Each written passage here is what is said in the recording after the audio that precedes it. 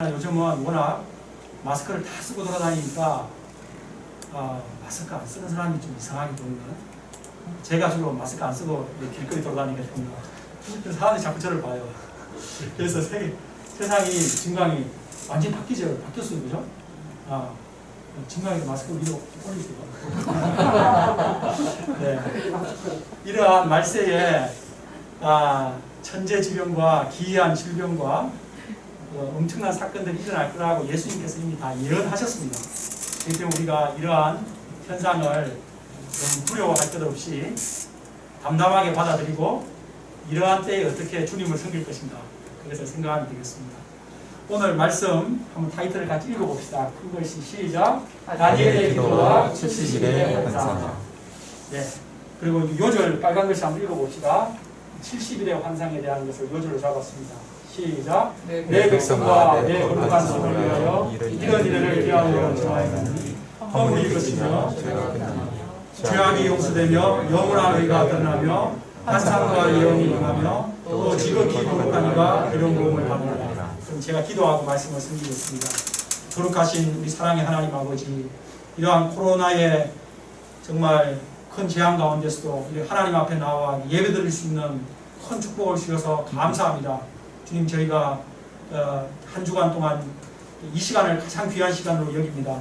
주님, 이 시간 말씀 듣고자 나온 우리 귀하신 한 분 한 분의 심령에 이 하나님의 성령께서 함께 하시고 심령의 말씀의 은혜를 충만하게 허락하셔서 그 말씀의 힘으로 또 오는 한 주를 승리하게 하여 주시옵소서.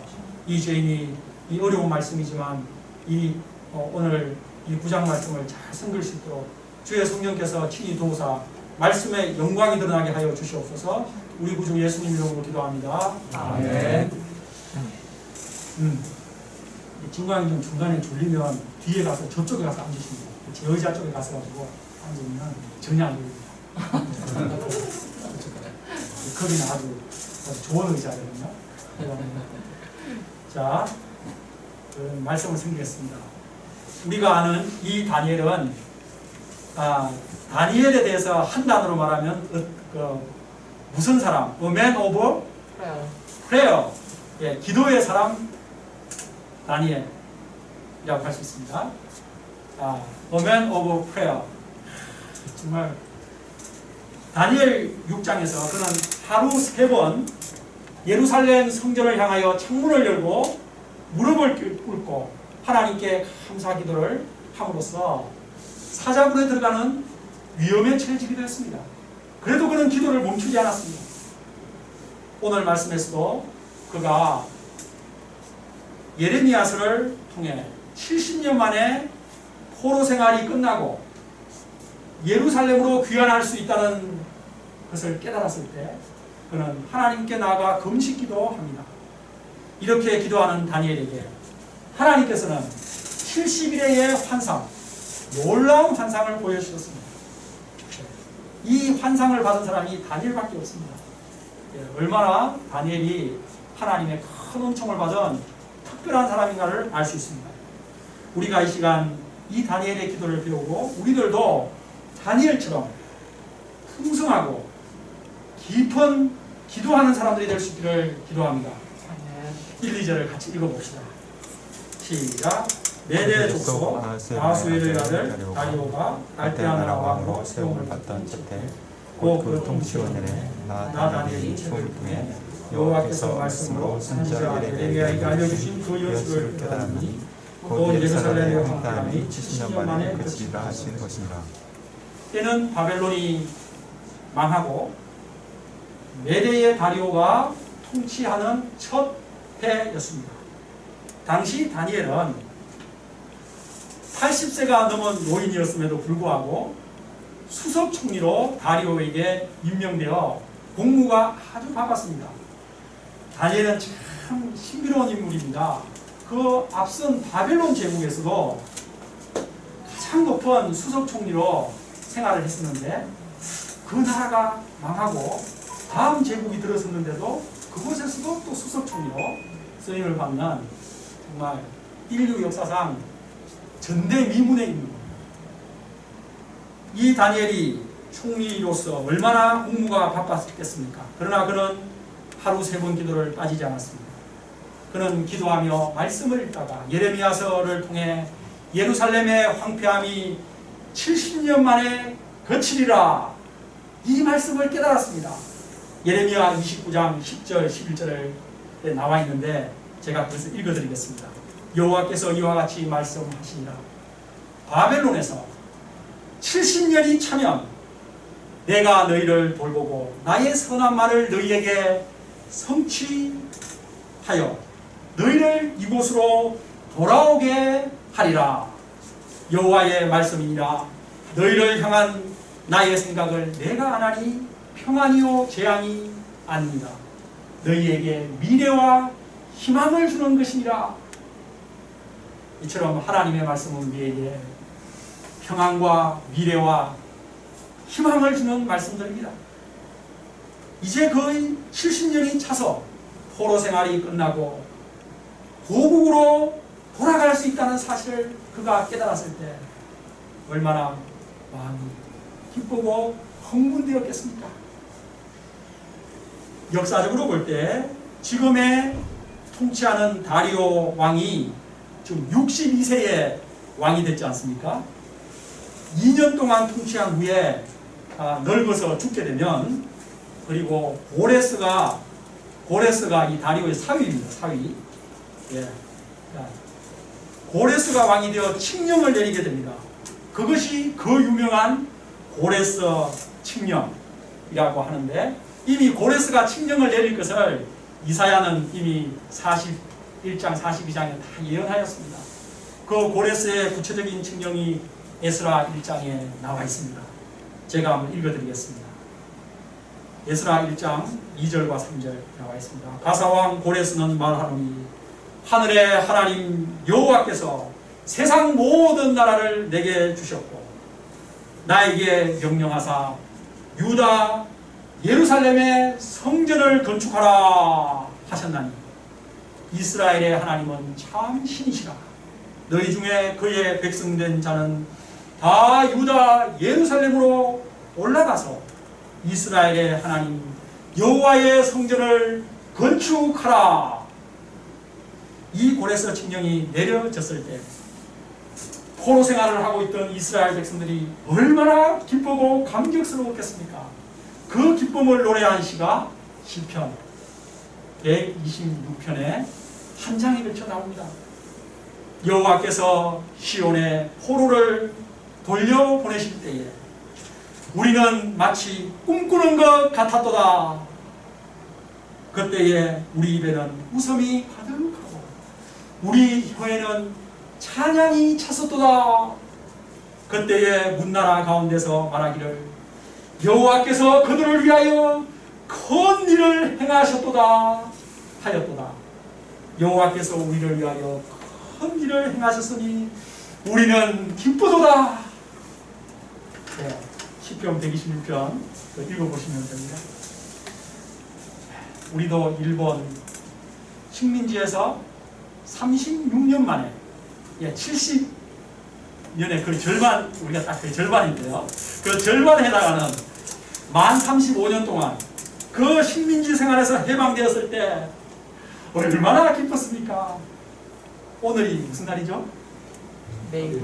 예, 8.15 광복절 바로 그 당일입니다. 예, 참 신기하네요.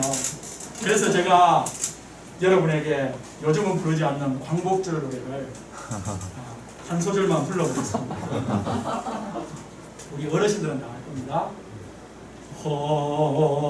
다시 만져보자 바닷물 춤을 춘다. 기꺼이 보시려던 어른님 번님 어찌하리. 여러분 기어이 보시려던 그것이 무슨 뜻인지 아십니까? 기어이 이 광복을 보고 싶어 하셨던 그 어른님들과 번님들, 친구들 어찌하리. 그러니까 한편으로는 약간 그분들 중에 많은 분들이 돌아가셨죠. 그죠? 그래서 그 아쉬움의 안타까움을 말하는 것이고, 그 앞절은 흙을 다시 만져보고 싶고 바닷물이 막 춤을 추는 그 기쁨과 감격을 노래한 거 아닙니까? 저는 이 곡이 참 잘 만들어졌다고 생각합니다. 70년 만에 고향 땅으로 해방되어 고향 땅 돌아가서 예루살렘 성전을 건축하고 자기 집을 짓고 농사를 짓고 그 자식들을 낳고 행복하게 살 것을 생각할 때 그 기쁨이 얼마나 크겠습니까? 이때 다니엘은 무엇을 했습니까? 자, 해방 축하 공연 준비 BTS를 했을까요? 고향과 여행 준비를 바리바리 준비했을까요? 3절을 같이 읽어봅시다. 시작. 내가 금식하며 베옷을 입고 죄를 덮고 주 하나님께 기도하며 간구하기를 드렸습니다. 다니엘은 그 귀한의 기쁨 앞에 무엇을 했습니까? 비단 옷을 입던 그 총리께서 그 아주 꺼끌꺼끌한 그 베옷을 갖다가 입고 죄를 뒤집어 쓰고 금식 기도를 시작했습니다. 이것은 자신이 하나님 앞에서 너무 보잘것없는 먼지 같은 존재임을, 비참한 죄인임을 고백할 때 하는 행위입니다. 그는 그 역사적인 순간에 금식 기도로 하나님께 나아갔습니다. 그가 왜 이렇게 했을까요? 기뻐 뛰어야 되는 건 아닙니까? 자, 그의 기도의 내용을 통해 알 수 있습니다. 우리 4절을 같이 읽어봅시다. 시작.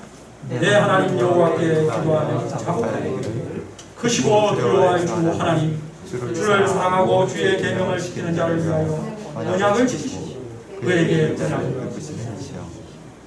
다니엘은 먼저 하나님이 얼마나 크시고 두려우신 분이신지를 고백합니다.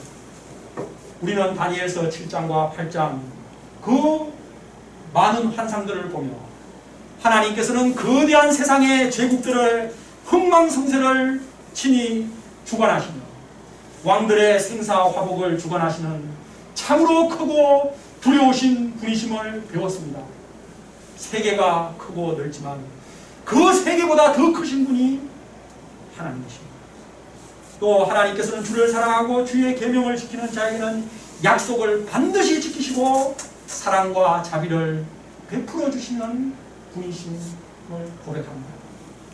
이 시간 다니엘의 기도를, 그 이후에 길게 나오는 다니엘의 기도를 세 가지로 정리해서 말씀드리겠습니다. 첫 번째, 다니엘은 자기와 자기 백성의 죄를 회개하는 기도를 했습니다. 죄를 회개하는 기도 첫 번째. 5절과 6절을 같이 읽겠습니다. 시작. 우리는 이미 범죄하여 회역하며 행악하며 반역하여 주의 법도와 규례를 떠났사오며 우리가 또 주의 종 선지자들이 주의 이름으로 우리의 왕들과 우리의 고관과 조상들과 온 국민에게 말씀한 것을 듣지 아니하였나이다. 다니엘은 회개 기도를 할 때 민족의 죄를 자신의 죄와 동일시하여 보았습니다. 우리가 나를 포함해서 우리가 죄를 지었다고 말했습니다. 실상 다니엘은 의롭게 산 대표적인 사람입니다. 왕의 음식으로부터 자신을 더럽히지 않고자 그 결단한 그때부터 하루 3번 기도하다가 사자굴에 들어갈 정도로 그는 참으로 의롭게 산 인물이었습니다. 죽는 날까지 하늘을 우러러 한 점 부끄럼 없기를 원했던 그 윤동주 씨의 시와 같이 산 사람이 정말 있다면 그는 바로 다니엘이었습니다. 그래서 구약에서 의인 3명을 말하라고 하면 누구를 말합니까? 노아, 아브라함이 아닙니다. 노아, 욥, 다니엘을 얘기하는 것입니다. 그러므로 엄밀하게 말하면 다니엘이 이 포로 생활을 70년 동안 그가 풀로 70년 동안 했습니다. 605년부터 지금까지.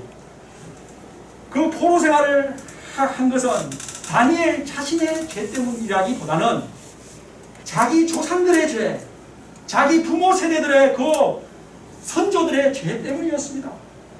그러므로 조상들의 죄, 부모들의 죄를 원망해야 할 것 같습니다. 많은 사람들이 그렇게 하지 않습니까? 내 부모 때문에 내가 이렇게 힘들어, 이런 식으로 말하는 사람들이 많죠. 그러나 다니엘은 조상들의 죄, 민족의 죄를 자신의 죄로 동일하게 보며 회개기도 한 것입니다. 저는 이 말씀을 읽으며 제가 우리 조선시대 구한말의 선조들 원망을 많이 하는 그 말을 많이 했는데 제가 그것도 회개하기로 했습니다. 하면서 그 조선이라는 나라는 정말 빨리 없어져야 된다고 제가 엄청나게 욕을 많이 했는데, 그리고 고종을 욕하고 엄청 욕했는데, 그것도 다 제 선조의 죄악이 저의 죄입니다. 우리가 이 다니엘처럼 이 나라와 민족의 죄, 더 나아가 북한과 미국의 많은 지도자와 세계의 죄악을 나의 죄로 간주하고 회개 기도하는 기도의 큰 세계적인 스킬을 가진 우리가 다니엘 같은 분들 될 수 있기를 기도합니다. 다니엘은 회개할 때 하나님의 말씀을 떠난 죄, 선지자들의 말씀을 듣지 않고 그런 선지자들을 죽인 죄를 회개했습니다. 하나님의 말씀을 떠나는 것이 모든 불행의 원인입니다.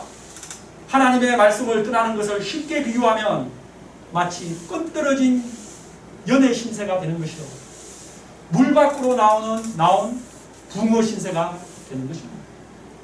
우리 함께 7, 8절을 읽어봅시다. 예, 하나님의 말씀을 떠나면 어떻게 되는지 시작.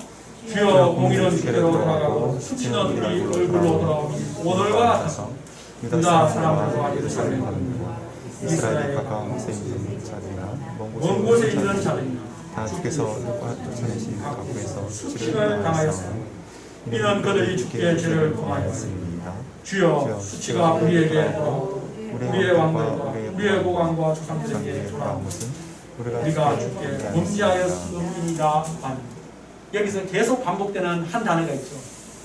수치입니다. 수치.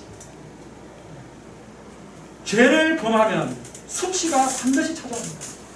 하나님의 말씀을 버렸을 때 수치를 당하게 되었다고 다니엘은 3번이나 반복하여 수치라는 단어를 쓰고 있습니다. 하나님의 말씀대로 살면 진리와 자유, 거룩함과 생명을 얻게 되지만 하나님의 말씀을 버리면 죄와 수치를 당하게 됩니다. 말씀을 버리면 도덕적으로 타락하게 되고 우상숭배의 길로 가게 되고 결국 많은 죄로 파멸합니다. 7절에서 뭐라고 했는가 하면 7절 제일 앞부분 읽어보겠습니다. 주여 공의는 주께로 돌아가고, 이것이 영어 NIV 성경에서 Lord, you are righteous 라고 되어 있습니다. 하나님 당신은 의로우십니다. 당신은 옳으십니다 라는 고백입니다. 범죄했다 해서 70년 동안 포로 생활을 하게 하신 하나님에 대해 다니엘은 조금도 섭섭한 마음이 없었습니다. 지극히 당연하고 공의로운 하나님의 심판이었다고 고백합니다. 다니엘은 하나님이 옳다고 100% 신하는 것입니다. 그리고 자신과 자신의 백성이 죄를 지었다고 100% 신하는 것입니다. 이러한 자세가 하나님께서 기뻐하시는 진정한 회개하는 자세입니다. 예, 회개할 때 진광이 나는 하나님 90% 잘못하긴 했어요. 그래도 하나님도 10% 좀 잘못한 것 같아요. 근데 그것 좀 나를 좀 도와주셔야 되는 거 아니겠어요? 이렇게 그렇게 10%의 여지를 남기면서 기도하는 것은 진정한 그 회개 참회의 기도가 아닙니다. Lord, my God, you are righteous. I am totally sinner. totally 100% 내가 죄인됨을 인정하는 이것이 진정한 회개의 기도입니다. 진광, 우리가 이렇게 기도해야 되지 않을까? 네. 둘째, 다니엘의 기도는 하나님의 긍휼을 간구하는 기도입니다. 우리 같이 해봅시다. 긍휼을 간구하는 기도. 시작. 긍휼을 간구하는 기도. 예. 긍휼이 무슨 뜻인지 우리 젊은 우리 중고등학생 잘 모르는데 오늘 저희 예배에 오신 전효환 선교사님, 긍휼이 무슨 뜻입니까? 긍휼이 무슨 부르는 하나님인데 하나님께서 우리에게 값없이 주시는 은혜라고. 네, 아주 감사합니다. 그 긍휼을 쉬운 말로는 우리 중고등학생들이 이해하시기 쉬운 말로는 불쌍히 여깁니다. 불쌍히 여기는 거. 우리 그 한자성으로는 척언지심. 그것이 긍휼입니다. 예. 10절부터 14절까지 해서 다니엘은 이스라엘 자신의 민족이 저주를 받게 된 이유를 밝히고 있습니다. 그거 10절부터 14절까지 다 읽기가 좀 기니까 우리 11절만 같이 읽어봅시다. 온 이스라엘. 시작. 온 이스라엘이 주의 율법을 범하고 치우쳐 가서 주의 목소리를 듣지 않았으므로 이 저주가 우리에게 되었으되 곧 하나님의 종 모세의 율법에 기록된 맹세대로 되었사오니 이는 우리가 주께 범죄하였음이니이다. 다니엘은 온 이스라엘이 율법을 범하고 주의 목소리를 듣지 않음으로 인해 모세의 율법에 기록된 대로 저주가 고스란히 임했다 라고 말하고 있습니다. 모세의 율법에 기록된 대로 신명기서 28장에 나오는 바로 그 내용입니다. 신명기서 28장에 보면 모세의 율법에 축복과 저주에 대한 약속이 나옵니다. 하나님의 말씀에 순종하면 축복이 임하여 들어가도 복, 나가도 복을 받게 되고 머리가 될지언정 꼬리가 되지 아니하며 어디를 가든지 반드시 승리한다. 진광이 이렇게 신명기서 몇 장에 나와 있다고요? 28장에 나와 있다고. 여러분 신명기서 28장을 거기에 한번 읽어보셔도 됩니다. 또 그런데 만일 하나님 말씀에 순종하지 않으면 어떻게 된다고요? 예, 저주가 임해서 들어가도 저주, 나가도 저주를 받고 재앙이 끊이지 않아서 결국 세계 만민 가운데 흩어져서 조롱거리가 될 것이다 라고 되어 있습니다. 이 약속의 말씀대로 이스라엘이 하나님께 불순종함으로 말미암아 지금의 이 모든 저주를 받게 되었다 하고 고백하는 것입니다. 다니엘은 하나님의 심판을 통해 하나님께서 얼마나 공의로우신 분이신지 하나님이 얼마나 어미하신 분이신지를 깨달은 것입니다. 하나님은 공의로우셔서 반드시 그 말씀대로 실행하시는 분이십니다. 택한 백성 이스라엘이라고 특별하게 봐주는 것이 아닙니다. 이렇게 예배 장소에 와 있다고 봐주는 것이 아닙니다. 예배 드리는데 마음이 딴 데가 있으면 어떻게 하나님의 축복이 그 사람에게 임하겠습니까? 자세가 중요한 것입니다.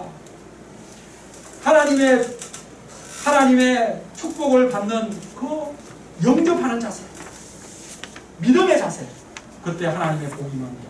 택한 백성 이스라엘이라고 봐주는 것이 아닙니다. 이스라엘은 택했는데 아브라함의 후손들인데 왜 하나님이 이렇게 대하시지?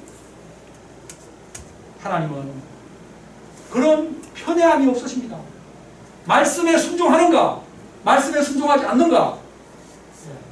이방나라 그 아시리아가 니느웨 사람들이 하나님의 말씀에 순종해서 죄를 뒤집어 쓰고 회개 기도했을 때 그들을 죄를 용서해 주시고 복을 주셨습니다. 그러나 이스라엘이 택한 백성이지만 그들이 우상숭배의 길로 갔을 때 저주를 내리신 것입니다. 하나님은 절대적으로 공의로우신 분이십니다. 그러나 우리가 이 공의로우신 하나님만 생각하면 힘든 마음이 들 수가 있습니다.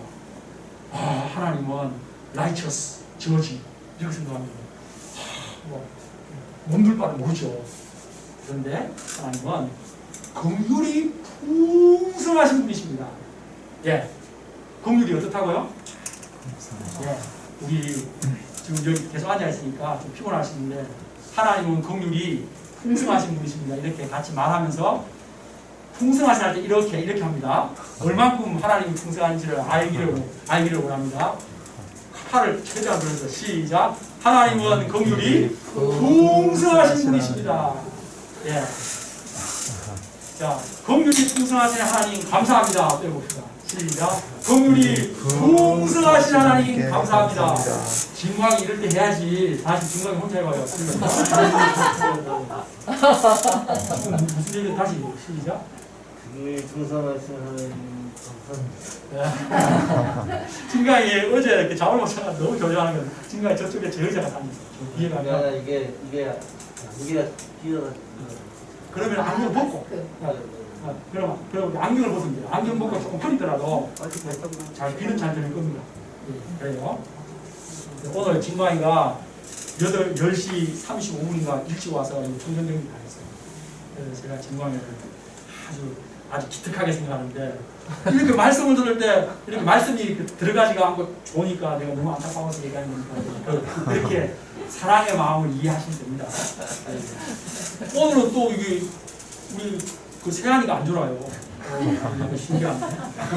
세안이 조금 그냥 졸아요.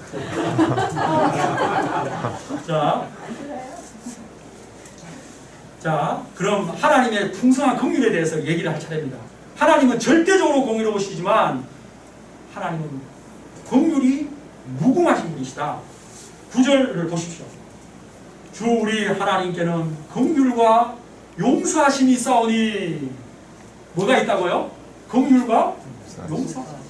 우리 18절도 또 나와 있습니다. 같이 읽어봅시다. 18절 시작. 나의 하나님이여 귀를 기울여 들으시며 눈을 떠서 우리의 황폐한 상황과 주의 이름으로 일컫는 성을 보옵소서. 우리가 주 앞에 강구한 것은 우리의 공의를 의지하여 하는 것이 아니오 주의 뜨거운 공의를 의지하여 함이니이다. 다니엘은 자기 민족은 하나님께 나아갈 자격이 없음을 너무도 잘 알았습니다. 지은 죄를 생각할 때 하나님의 공의로우심 앞에 감히 설 수 없는 심판받을 자임을 너무 잘 알았습니다. 그러나 오직 하나님의 크신 긍휼을 의지해서 하나님께 나아가고 있습니다. 하나님은 긍휼이 풍성하신 분이십니다. 그래서 진실되게 회개하는 자는 그가 어떠한 흉악한 죄를 지었을지라도 다 용서해 주시는 분이십니다. 3-3번 용서해 주시는 분이 아니라 70번씩 7번이라도 무한히 용서해 주시는 분이십니다. 예. 여기 저희 윤희장 이모님 오시는데 한국 사람 주로 용서를 주로 한 몇 번 해주고 싶어 합니까? 네, 한국 사람 잘 용서 잘 안 해주는데, 그래 내가 3번은 용서해 준다, 한 이 정도 저는 생각합니다. 근데 예수님은 뭐라 그랬습니까? 70번에 7번까지 490번까지도 용서해 주라. 한마디로 무한대로 용서해 주라는 것입니다. 이것이 하나님의 그 긍휼의 성품입니다. 다니엘은 이 하나님의 긍휼의 성품에 의지해서 자신을 불쌍하게 여겨달라고 기도한 것입니다. 우리들도 마찬가지입니다. 우리 중에 아무도 공의로우신 하나님 앞에 감히 설 자가 없습니다. 나는 하나님 앞에 감히 설 수 있는 사람이다. 우리 보니까 TV에 계속 나오는데 조국 씨는 막 당당히 자기 막 서가지고 막 얘기하는 것 같은데, 막 재판전에서도 막 큰 소리를 치는 것 같은데, 하나님 앞에 가면 아마 깨갱깨갱일 겁니다. 어쨌든. 우리가 불꽃 같은 하나님 앞에 바로 심판의 불순간이 팍 떨어지는데, 거기 설 수 있는 사람이 있겠습니까? 예, 우리가 하나님 앞에 설 수 있는 것은 오직 하나님의 긍휼 때문입니다. 우리가 하나님의 긍휼을 믿고서 자신의 죄를 진실되게 회개할 수 있기를 기도합니다. 그리고 예수님의 십자가 보혈을 우리가 온전히 의지할 수 있기를 기도합니다. 그러면 하나님께서는 우리의 죄를, 진광이의 죄를, 저의 죄를 싹 다 용서해 주십니다. 제가 지난번에 한번 얘기했죠. 한 장로님이 꿈에 천국에 간 꿈을 꿨는데, 그때 천국 문에서 천사가 딱 칼로 막았으면서 여기 못 들어가. 네가 세상에서 장로로서 무슨 일을 했는지 말해봐. 새벽기도 한 번도 안 빠졌습니까? 그거 그럼 1점. 제가 11줄 한 번도 늘 했습니다. 0.5점. 그러면 제가 도대체 몇 점 돼야지 여기 들어갑니까? 100점 돼야지. 예? 주여 예수님 불쌍히 여겨주세요. 저 예수님 믿습니다. 이렇게 하니까 바로 100점 들어갔다는 그 꿈 얘기 있지 않습니까? 바로 그것입니다. 예, 그 십자가의 우편 강도가 한 곳이 고다운 거 아닙니까? 거기서 주 예수여 주의 나라에 임하실 때 나를 기억하소서. 당신은 행한 것은 옳지 않은 것이 없나이다. 그러면서 주님을 인정하고 옳음을 인정하고 자신의 죄를 바로 내가 오늘 나와 함께 낙원에 있으리라. 야, 가장 복 받은 사람이죠. 바로 이처럼 하나님께서는 긍휼이 무궁하셔서 이렇게 진실되게 회개하면서 예수님의 십자가 피공로를 의지하는 사람을 하나님의 자녀로 하나님 나라로 영접해 주십니다. 긍휼이 무궁하신 하나님을 찬양합니다. 아멘. 마지막 셋째 다니엘의 기도는 하나님의 명예를 위한 기도였습니다. 우리 함께 하나님의 명 시작. 하나님의 명예를 위한 기도. 예, 여러분들은 그 돈을 중요시 하십니까? 명예를 중요시 여기십니까? 예. 요즘 세상이 많이 바뀐 것 같아요. 이 진리를 기본적으로 모르고, 야, 그냥 돈이라면 뭐 명예고 뭐고 그냥 그 고위 관료들인데 보니까 명예가 아무것도 없이 그냥, 저는 정말 말세가 오긴 온 것 같아요. 우리 15절 같이 한번 읽어봅시다. 시작. 강한 손으로 주의 백성을 애굽 땅에서 인도하여 계시고 오늘과 같이 명성을 얻으신 우리 주 하나님이여 우리는 범죄하였고 악을 행하였나이다. 여기서 보니까 하나님께서 명성을 얻으신 사건이 있었죠. 그것이 뭡니까? 출애굽 사건입니다. 출애굽, 그 대제국의 선진국, 오늘날 미국처럼 막강한 그 바로가 지배하는 그 애굽에서 이스라엘 그 아주 찌질이도 못난 이스라엘 사람들이 출애굽했다는 사건. 그 사건은 전 건동에 여호와 하나님이 어떤 분이냐? 홍해를 갈랐다고? 하나님의 명성이 그 일권 건대에 그 톱 헤드라인 뉴스로 퍼졌습니다. 우리가 그것을 여호수아서 2장에 보면 그 여리고성의 그 라합이 말하는 것을 통해서 우리가 알 수 있죠. 하나님은 삼천하시의 하나님이라 하나님이 애굽 땅에서 이스라엘을 구출한 것을 통해 우리가 간담이 높고 떨고 있나이다. 이렇게 말하죠. 예, 그때 하나님께서 명성을 얻으신 것처럼 이번에 바벨론에서 또 이제 출 바벨론, 그때는 출애굽이죠. 출 바벨론의 역사를 통해서 하나님의 명성이 높아지기를 원한다는 것입니다. 예, 그것이 구체적으로 16, 17절에 나와 있습니다. 같이 읽겠습니다. 시작. 주여 구하옵나니 주는 주의 공의를 따라 주의 분노를 주의 성 예루살렘 주의 거룩한 산에서 떠나게 하옵소서. 이는 우리의 죄와 우리 조상들의 죄악으로 말미암아 예루살렘과 주의 백성이 사면에 있는 자들에게 수치를 당함이니이다. 그러하온즉 우리 하나님이여 지금 주의 종의 기도와 강구를 들으시고 주를 위하여 주의 얼굴빛을 주의 황폐한 성수에 비추옵소서. 주를 위하여, 이것이 중요합니다. 다니엘은 하나님께 주의 분노를 주의 성에서 떠나게 하옵소서, 주의 얼굴빛을 주의 황폐한 성수에 비추어 주소서라고 기도합니다. 다니엘은 이 모든 것을 주를 위하여 하옵소서. 우리 19절 같이 읽겠습니다. 시작. 주여 들으소서, 주여 용서하소서, 주여 귀를 기울이시고 행하소서, 지체하지 마옵소서. 나의 하나님이여 주 자신을 위하여 하시옵소서. 이는 주의 성과 주의 백성이 주의 이름으로 일컫는 바 됨이니이다. 다니엘은 다시 한번 이 모든 일을 주 자신을 위하여 하시옵소서 라고 기도합니다. 그리고 예루살렘 성은 주의 성이며 이스라엘은 주의 백성으로 일컫는 바 됨이니이다. 를 강조합니다. 무슨 말입니까? 하나님, 이스라엘 백성들은 하나님의 백성이라고 칭해지는데 이방 나라 사람들이 뭐라고 하겠습니까? 아이고, 자기 백성들도 잘 근사하지 못하는 여호와가 무슨 능력이 하나님이냐, 자기 백성을 포로 생활이나 하게 시키는, 그렇게 말하면 되겠습니까? 하나님의 명예가 실추됩니다. 그러면서 그의 기도는 온전히 하나님께서 영광을 받으시도록 기도를 하는 것입니다. 이처럼 하나님의 명예를 위한 기도, 하나님의 이름이 높임받기 원하는 기도는 하나님께서 가장 기뻐하는 기도입니다. 하나님께서 좀 약한 것이 있습니다. 그것이 하나님의 명예를 위해서 기도하면 하나님은 그것에 대해서는 즉각 응답하시면 그 부분에 좀 약하십니다. 이걸 알고 기도해야 되는데 우리는 그런 데 관심이 없죠. 주로 자기 이거 달라 저거 달라 자기 중심적인 기도 막 하죠. 우리가 다니엘을 배워서 하나님의 명예와 하나님의 이름이 높임 받으시도록 기도하는 수준에 있는 기도하는 좀 수준급의 기도하는 사람이 될 수 있기를 기도합니다. 네. 그러면 하나님께서 다니엘의 기도를 어떻게 응답해 주셨습니까? 21절로부터 나와 있습니다. 그것은 가브리엘 천사를 통해서 하나님의 응답이 다니엘 네가 기도를 시작할 때 이미 이루어졌다 라고 하였습니다. 그리고 다니엘에게 가브리엘 천사는 하나님께 큰 은총을 받은 자라고 하였습니다. 왜냐하면 다니엘이 이 기도를 하자 하나님께서 인류 구속 역사의 청사진에 해당하는 70일의 비밀을 그에게 계시해 주셨기 때문입니다.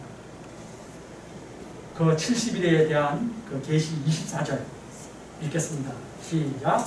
내 백성과 내 거룩한 수동을 위하여 이런 이래를 기한으로 정하였나니 허물이 그치며 죄가 끝나며 죄악이 용서되며 거룩한 의가 드러나며 환상과 이명이 일어나며 또 지극히 거룩한 이가 기름 부음을 받으리라. 예, 여기서 지극히 거룩한 이가 기름 부음을 받는다고 한 이 지극히 거룩한 이는 누구이겠습니까? 바로 예수 그리스도입니다. 예수님께서 오심으로써 이 24절의 말씀이 다 성취된다는 것입니다. 예수님의 십자가 지심으로 인류의 허물이 그치게 됩니다. 죄가 끝나게 됩니다. 죄악이 용서를 받게 됩니다. 예수님의 십자가를 통해 영원한 의가 드러나게 됩니다. 그 예수 그리스도를 통해 죄인들이 의롭다함을 받을 수 있게 되었습니다. 또 예수님을 통해 그동안 구약의 선지자들을 통해 주셨던 모든 환상과 예언이 성취되게 됩니다. 25절부터는 이 70일을 더 자세하게 설명하는 내용입니다. 우리 25절 읽겠습니다. 시작. 그러므로 너는 깨달아 알지니라 예루살렘을 중건하라는 명이 날 때부터 기름 부음을 받으며 그 왕이 일어나기 아직 7일과 62일가 지날 것이요 그 곤란한 동안에 성이 중건되어 광장과 거리가 세워질 것입니다. 여기도 기름 부음을 받은 자 왕이 일어난 이 왕은 바로 예수 그리스도를 말하는 것입니다. 예루살렘 성을 중건하라. 이 명령은 아닥사스다 왕 때 내려집니다. BC 457년에 한 번 내려지고 또 444년에 또 내려집니다. 그때부터 기름 부음을 받은 자 곧 왕이 일어난다.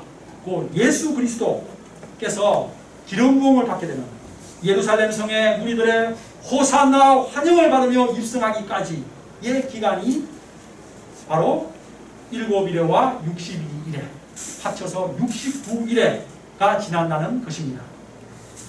다음으로 26, 27절을 보겠습니다. 시작. 62일의 후에 기름 부음을 받은 자가 끊어져 없어질 것이며 장차 하나님의 백성이 와서 그 성읍과 성소를 무너뜨리리라. 그의 마지막은 무쇠의 빗소리가 될 것이며 또 끝까지 전쟁이 있으니 작정되었느니라. 그가 장차 많은 사람들과 더불어 한 일의 동안의 언약을 굳게 맺고 그가 그 일의 절반의 제사와 예물을 금지할 것이며 또 포악하여 가정한 것이 날개를 의지하여 쓸 것이며 또 이미 정한 종말까지 진노가 황폐하게 하는 자에게 쏟아지리라 하였느니라. 자, 62일의 후에 7일에와 62일의 그 후에 그러니까 69일의 후에 기름 부음을 받은 자가 끊어진다. 끊어진다. 이것은 바로 예수님의 십자가 죽으신 사건을 말합니다. 이사야서 53장 8절은 이렇게 말합니다. 그가 곤욕과 신문을 당하고 끌려갔습니다. 그 세대 중에 누가 생각하기를 그가 살아있는 자의 땅에서 끊어지면 마땅히 형벌받을 내 백성의 허물을 때문이라 하였습니다. 27절에서 보면 한 일해 동안에 많은 악을 행하는 자가 나타나는데 그것은 바로 예수님의 재림 직전에 나타날 적그리스도를 상징한다고 보고 있습니다. 이렇게 많은 악을 행할 자가 적그리스도밖에 없기 때문에 그렇게 보는 겁니다. 그는 장차 많은 사람과 더불어 한 일해 동안의 언약을 굳게 맺습니다. 그러나 마음이 변하여 일해의 절반이 지나면 제사와 예물을 금하게 하나님을 섬기지 못하도록 또 가정한 것이 날개를 의지하여 서게 되지만 결국 하나님의 심판으로 최후를 맞이하게 됩니다. 적그리스도가 아무리 하나님을 대적하고 성도들을 박해할지라도 결국 하나님의 심판으로 멸망받습니다. 최후로 예수님께서 재림하심으로써 적그리스도는 영원한 유황불못에 들어가게 된다고 요한계시록 19장에 잘 나와 있습니다. 그 적그리스도가 구체적으로 정치 권력, 그 첫 번째 짐승이든지 두 번째 짐승으로 나오는 종교 권력이든지 우리가 정확하게는 알 수 없지만 그 적그리스도의 세력이 그렇게 그렇게 끝난다는 것입니다. 이렇게 70일에가 다 차면 마침내 예수님께서 재림하십니다. 새하늘과 새 땅을 우리들에게 주십니다. 거룩한 성 새 예루살렘을 주십니다. 그 새 예루살렘에서는 더 이상 사망이 없고 애통하는 것이나 곡하는 것이나 아픈 것이 없습니다. 우리는 그곳에서 사랑하는 예수님과 하나님과 함께 영원한 복락을 누릴 것입니다. 하나님의 원대한 구속 역사의 프로젝트가 마침내 성취되는 것입니다. 70일에는 바로 하나님의 원대한 구속 역사 프로젝트의 청사진인 것입니다. 이 청사진을 하나님은 기원전 6세기에 살았던 다니엘에게 보여주신 것입니다. 기도의 종 다니엘에게 하나님께서는 수백 수천 년 후에 일어날 일들, 메시아의 오심과 십자가의 죽으심과 그 후에 일어날 적그리스도의 환란과 예수 그리스도의 재림까지 전 인류 역사의 진행 청사진을 보여주신 것입니다. 정말 놀라운 계시가 70일의 환상입니다. 그런데 솔직히 인정하기로 이 70일에 대해서 이렇게 살펴보았지만 70일을 완벽하게 해석하기는 쉽지 않다는 것입니다.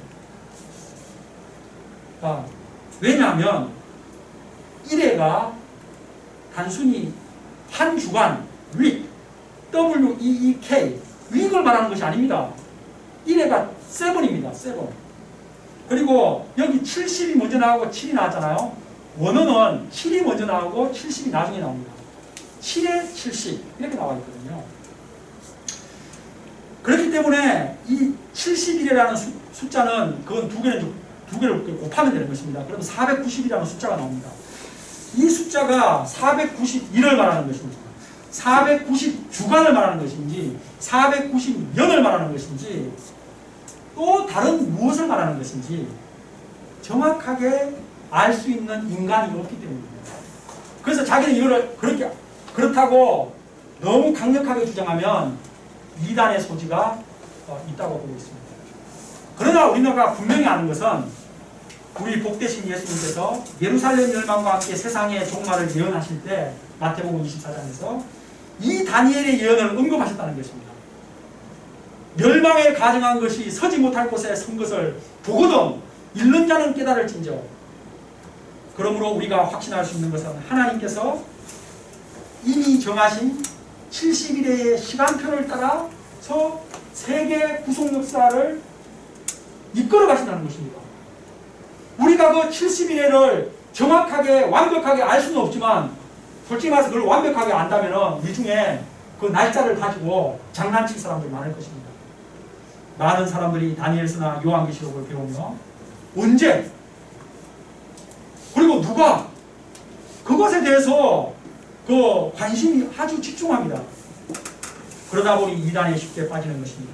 이단 교주가 나타나서 몇 년, 몇 월, 며칠에 세상이 끝나고 재림이 오고 그리고 적그리스도는 누구를 가리키며 그리고 메시아는 바로 나를 가리킨다 하면 오! 하면서 막 거기 광수들이 막 따라가서 그런 비닐하우스 치고 막 그 집 팔고 논 팔아서 다 그냥 갖다 바치고 하다가 폭망하는 거죠.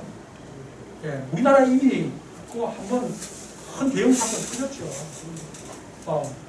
그리고 나서 나중에 다 그냥 그 자살해서 죽고. 예. 그러므로 우리가 집중해야 할 것은 잘 모르는 것은 하나님의 영역으로 남겨두는 것입니다. 그러나 하나님께서는 우리들에게 그 계시의 플랜을 다 보여주셨습니다. 그러므로 우리가 집중해야 할 것은 날짜나 시간, 사람이 아니라 그러면 우리는 어떻게 살 것인가? 지금 당장 주님이 재림한다 해도 부끄럽지 않은 삶을 준비하는 것입니다. 학생은 열심히 공부하고 세안이, 그리고 직장인은 열심히 직장생활을 열심히 하는 것입니다. 우리 좌슈아 형제님. 또 보면 주로 공부 안 하는 애들이 시험 언제 보냐고 자꾸 물어봐요.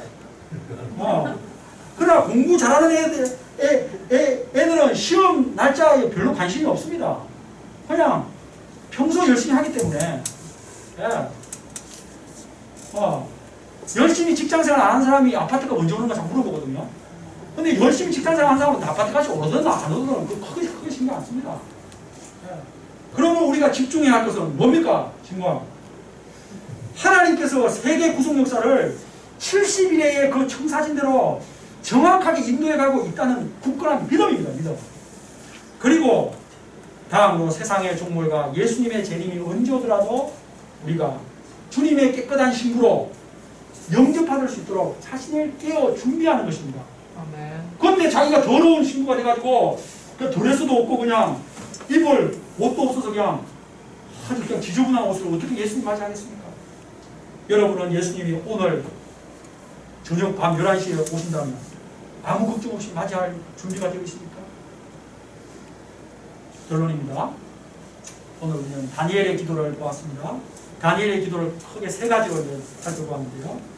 첫 번째, 그는 먼저 자신과 자신의 민족의 죄를 동일시하게 보고 회개 기도하는. 두 번째는 오직 하나님의 긍휼을 의지해서 간절히 기도하는. 마지막 세 번째는 하나님의 명예를 위해서 기도합니다. 하나님은 이런 다니엘의 기도를 크게 기뻐하시고 그에게 놀라운 70일의 환상을 보여주신 것입니다. 하나님께서 이런 놀라운 환상을 아무에게 보여주시겠습니까? 참 다니엘이 정말 대단한 인물인 것입니다. 우리가 다니엘을 배워 다니엘과 같은 기도의 사람이 되기를 기도합니다. 우리가 다니엘에 비해서는 너무 부족하겠지만 다니엘 좀 흉내라도 낼 수 있기를 기도합니다. 불신가족과 민족과 국가의 죄를 안고 기도하는 사람이 되기를 기도합니다. 그리고 기도할 때 오직 하나님의 긍휼을 의지해서 기도하기를 기도합니다. 무엇보다 70일의 스케줄대로 세계의 역사를 이끌어가고 계신 하나님을 바라보고 하나님의 영광을 위해 기도할 수 있기를 기도합니다. 우리 관악치고 모든 분들이 이 시대에 다니엘과 같은 기도의 종, 깊이 있는 기도의 종들로 성장해 갈 수 있기를 기도합니다. 기도하겠습니다. 고마우신 아버지 하나님 감사합니다. 이 시간 다니엘의 기도 생활을 통해서 참으로 어떻게 기도해야 되는지 저희에게 좋은 본을 보여주셔서 감사합니다. 그리고 하나님께서는 70일의 놀라운 그 세계 역사의 를 주관하시는 하나님의 그 마스터 플랜을 친히 보여주신 것을 감사합니다. 하나님께서 70일의 그 청사진대로 세계 역사를 이끌어 가시니 저희가 이를 확신하며 주님 언제 주님 오시더라도 주님 우리 주님을 정말 기쁘게 맞이할 수 있는 그런 종으로 자신을 준비해 가게 하여 주시옵소서. 우리 예수님 기도합니다. 아멘.